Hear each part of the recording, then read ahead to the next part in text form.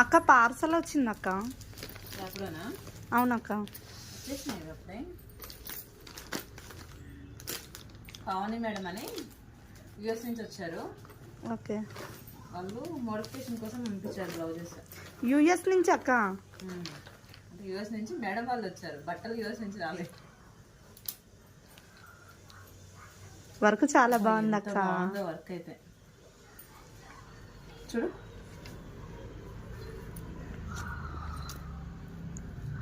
Work super వచ్చింది. ఎక్కడ damage అయిపోయింది చూడు.